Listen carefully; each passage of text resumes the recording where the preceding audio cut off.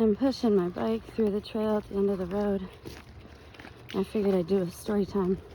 Look how pretty it looks. I can almost imagine that I'm in the middle of nowhere trying to catch the sun rays coming in. Look how pretty. So, why I love animals so much and why I try to respect nature is because I was taught by example. Oh, I think there's a puppy and their companion.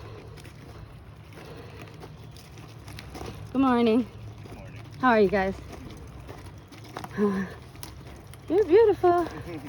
Thank you, baby. Beautiful.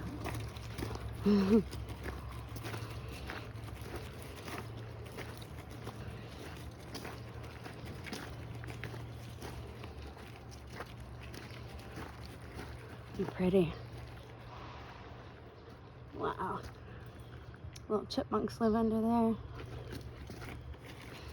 So my dad taught me how to fish when I was about 8 years old. I caught my first take-home fish that I caught, or baited the hook, caught, reeled in, set the hook, reeled in, did everything all by myself. And it was a rainbow trout. And as we went to gut it, it was Twin Lakes. It was just a little paid lake. It was beautiful and it was big to me because I was small.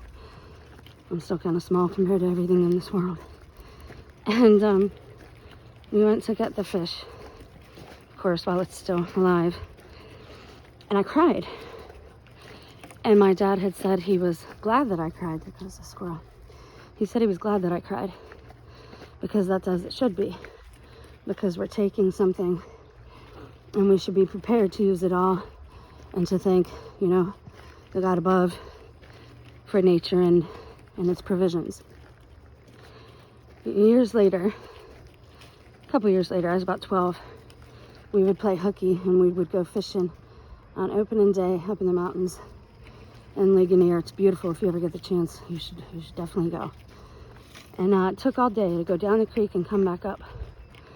Well, this one impressionable trip, I remember it because my dad and we had come upon a little sparrow that had gotten caught up in a bunch of fishing line. Of course, still attached to the hook. That's what happened is the sparrow thought it was lunch. It was its lunch. It was a worm. And so because somebody had left it on the side of the creek, when they had got a snag or whatever happened, they cut their line, and they just left it lay. And the sparrow came along, picked up the worm, and swallowed the hook too. My dad spent probably an hour. I wish I had had a video camera back then. Probably about a good hour with his needle nose pliers, getting that line from around the sparrow. And he cut it as close as he could. He said hopefully the hook would just, erode away. Or tissue would grow around it, whatever. But he did what he could. We'd done our part. And it was up to nature to take care of the rest. That usually, we shouldn't interfere in nature, but that wasn't nature. That was man's doing. Mankind, some man, person, woman, child, had left that litter, that danger on the side of the creek without thinking about who would come along next. There's a big lesson there in conservation. When people call it earth worship, we gotta quit fighting already. Like, that's way past time. And the cow farts or whatever, that's not the reason for stopping so much meat production and processing. It's the gas that is used to cart the meat back and forth, and it is the amount of land that is used to feed the animals. It is not sustainable, and it's not worth the payoff. So when you hear the cow fart thing, again, we've got to be discerning when we consume media. And if you don't understand that people lie, well, then you really shouldn't leave your house, and you shouldn't listen to anything, especially today. Because that's the last thing people think. They always say, what do you think about this? What do you think happened in this story? No one ever says, those people lied. They pushed that person off the cliff, that missing 411. And oh, they're lying. They got rid of that one person.